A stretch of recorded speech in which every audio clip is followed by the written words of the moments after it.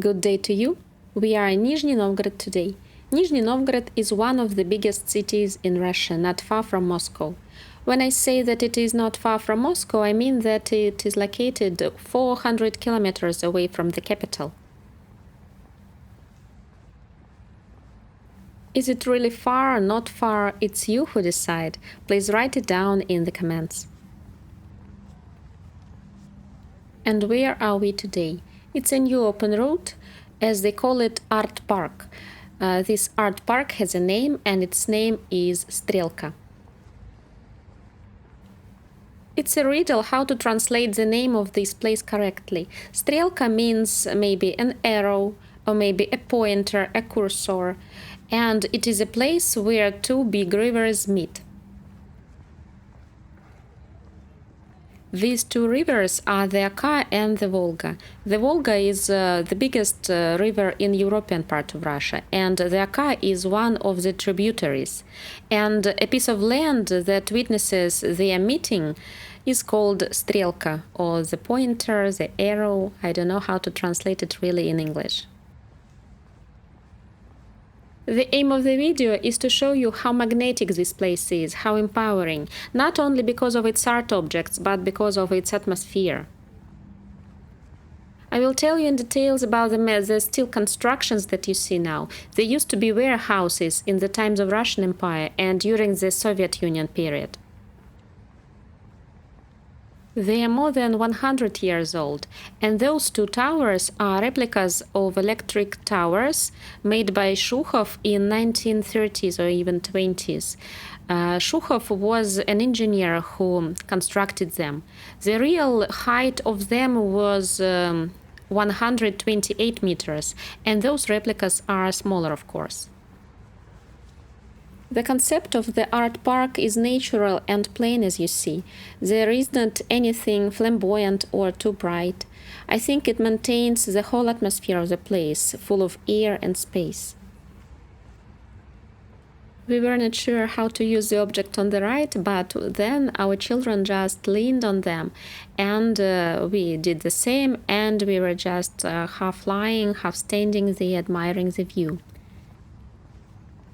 There was no manual though, and if you came up with a new idea how to use it, so please share with us in the comments. The weather in Nizhny Novgorod can be really challenging, as our winters are very cold and snowy. Even summer nights sometimes can be cold.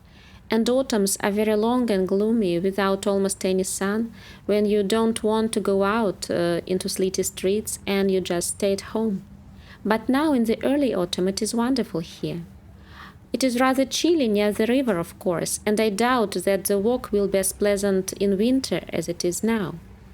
It has recently stopped raining. The rain was short for about half an hour, but now it is over and only bizarre clouds left in the sky. Look at that, for example. I think it looks like a piece of a cauliflower. What do you think?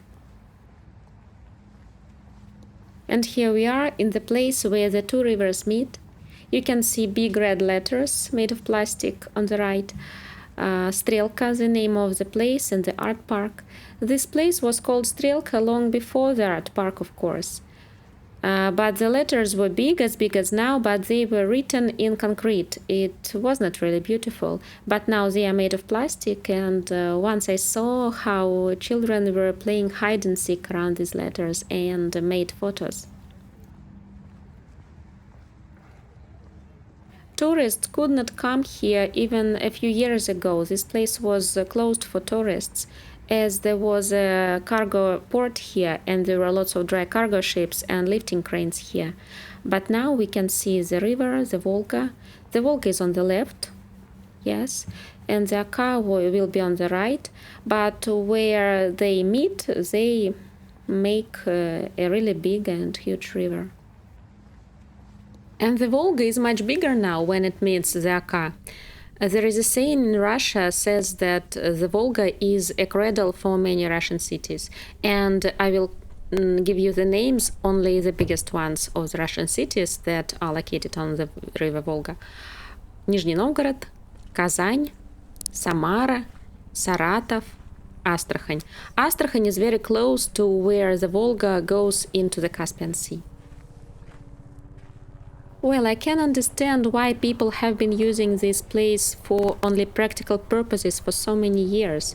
The opposite riverbank is very high, and it is not very convenient to offload the barges and dry cargo ships. The left riverbank is more comfortable for such purposes. But people cannot live by bread alone, you know. There is an unforgettable feeling of open space and freedom here. And I think even if there were lots of tourists now, there would be room for everyone.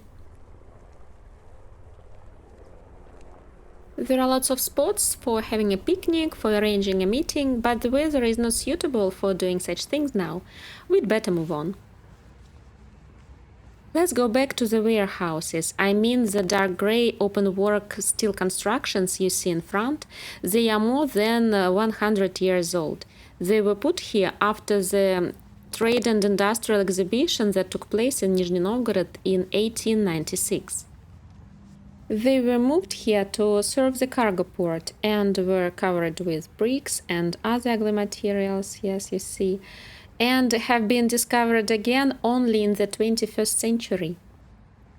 It took some time to understand what actually the builders had found, but when the pavilions were recognized, it was decided to open this location for tourists to see. There are two pavilions, and one of them is even older. It was built in 1882 for the Moscow Trade Exhibition and was moved here for the Nizhny Novgorod Trade Exhibition in 1896. The architects decided to build in modern buildings into the old steel constructions. You see, these modern buildings have got mirror-like walls, and the first warehouse that faces the highland and the Oka River is a concert hall, and the second one is an art gallery. And this is another magnificent discovery of the area. It is a filter plant. It was built in 1909 during the Russian Empire. And here the water was disinfected with the help of chlorine. This type of disinfection was modern for those times, and it was very effective. And it is still effective, by the way. Of course, this building has been renovated, even restored, only from the outside so far. But this is another example, good example of how we can keep and save architectural heritage from our ancestors. It was built in the 20th century, but it has the atmosphere of the 19th. Red brick and these windows that go in pairs. What do you think about that? Cholera epidemic was a frequent guest in Nizhny Novgorod in the 19th century and in the 20th century too. And the filter plant saved the city from its danger. And now people saved the building itself from the destruction.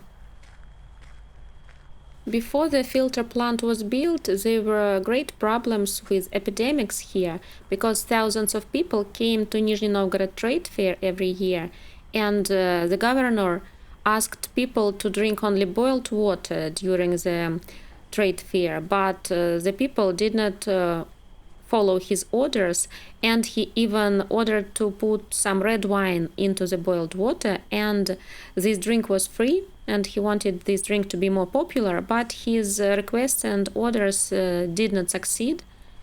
Only the chlorine helped saving the situation. And there is a football stadium in front, and that is the reason why the warehouses have been discovered. As you probably know, Russia hosted FIFA World Cup in 2018, and the stadium was built for the matter, and they decided to reconstruct the whole area around, and that's why they removed the roofs and the bricks from the warehouses, and they opened them. The modern buildings don't conflict with the area because they reflect the landscape, and the mirror effect is not only on the walls but also on the road after the rain. However, the revival of this place began not from the stadium but from the cathedral of Alexander Nevsky. Here it is. It was built for the numerous guests of Nizhny Novgorod Trade Fair in the 19th century, but it was abandoned during the Soviet Union period. Not even abandoned, they were going to knock it down. They were going to knock it down. They even removed the crosses and the domes and the tents.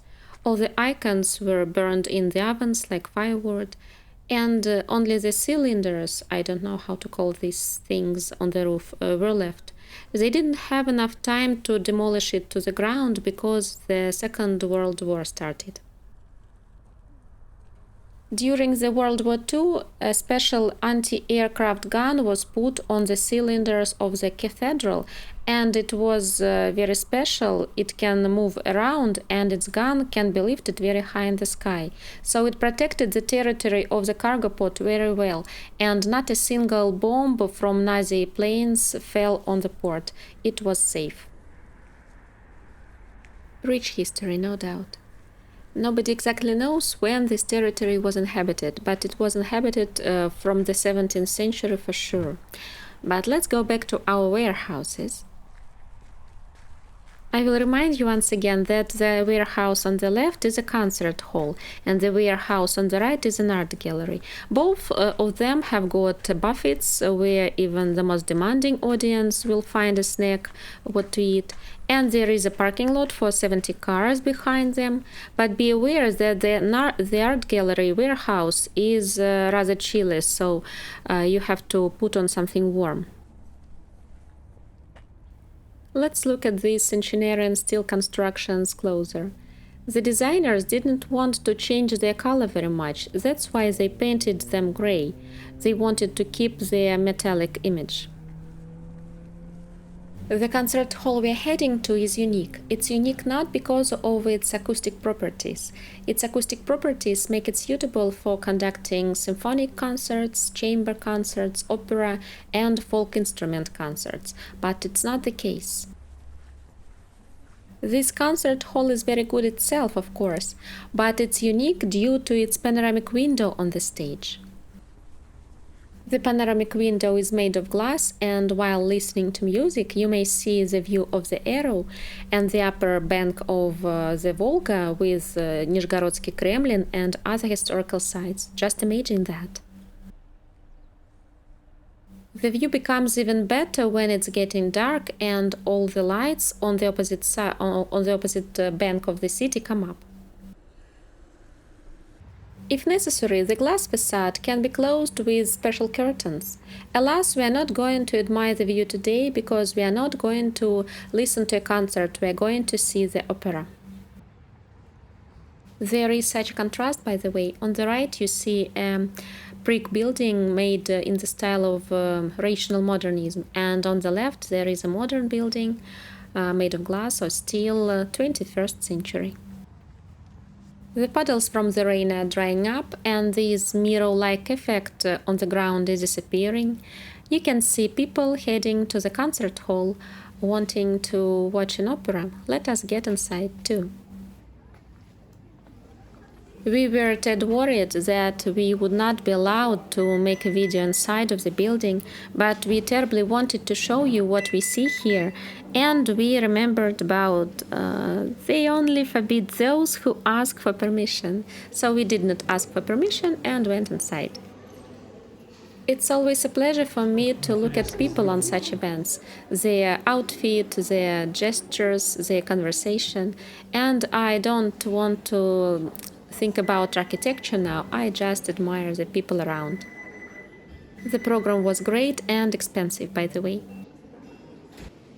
And look, the metallic constructions of the 19th century are built in the modern building of the 21st century. It's a marvel, isn't it?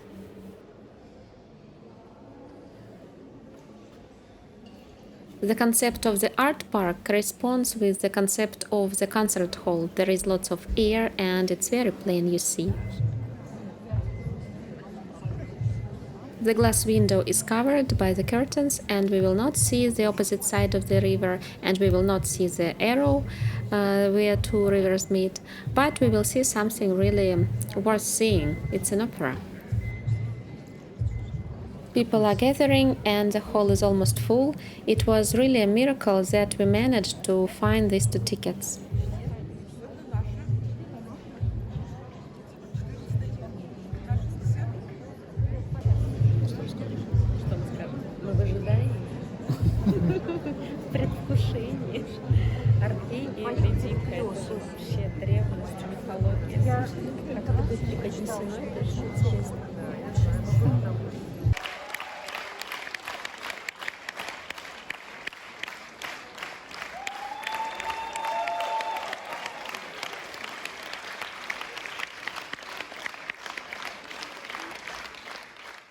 The composer, the author of the opera is Christoph Willibald Gluck, the composer of the 18th century, and I want to read something really intelligent now. Listen. Before Gluck, in the 18th century, no one had expressed with such truth the whole range of human mental agony and at the same time the overwhelming power of love. The name of the opera is Orpheus and Eurydice, and in the center of the stage you can see the god of love, Cupid or Amor, as we call him. On the right there is Eurydice, on the left there is Orpheus, and they are singing their final song. This opera has a happy ending. The Cupid let Eurydice go out with Orpheus despite that he had broken the law. It's a pity we cannot leave the voices and the music for you to listen in order not to violate copyrights, but just believe me that the voices are fabulous and the orchestra is amazing. We were impressed by the costumes too. They are white, look like skeletons, and as they are white, with the help of the light, they change their colors all the time. And it's very impressive. The orchestra that is playing was founded in 2011 in Moscow. It was founded by a violinist, Dmitry Sinkovsky, and its name is La Voce Strumentale. Dmitry Sinkovsky is the artistic director of this ensemble, and that means that you can see him now. He's a conductor. He was invited from Moscow to manage our Nizhgorodsky Opera Theater. And he's a director of this theater now, but he also uses the Warehouse Concert Hall as a platform for the performances as well. The opera singers are repeating the final arias from the second part of the opera. They are full of, they're bright, they're full of gratitude and optimism, but I like the first part of the opera better. In the first part, Orpheus is wandering around the hell. He's seeking out his love, his woman, and he came across some beasties who protect the entrance to Eurydice. They didn't want to let him in, and he sang. He had a beautiful voice and could play different musical instruments. He sang, "You are suffering because you are in the hell. That's why you are so mean, so cruel. But we can suffer too on the earth. I am suffering from love. My hell is inside my heart, and my heart is tearing apart." And of course, the beasties were captivated with his sincerity, with his beautiful voice, and they sang beautifully in Italian language, "Let the winner go." They were all singing in Italian, but above the stage, with the help of the projector there, all their lines were translated into Russian. Maybe that's why I was affected with this opera so much. I understood every word. There is such a concept in ancient Greek culture, catharsis. Catharsis means cleansing the soul through suffering. We suffer with the characters of the opera, and after it, our soul becomes more sensitive, and it feels the life around in a different way. We become kinder, cleaner, like the ground after the rain. And I wish you have such a feeling too. We are getting into the car and hurrying back home, but of course the dark time of the day is also very suitable for walking around because everything is in lights, everything is so bright, industrial, new. Maybe next time. Let us make more interesting routes, different, great. Good luck to you. Come with us.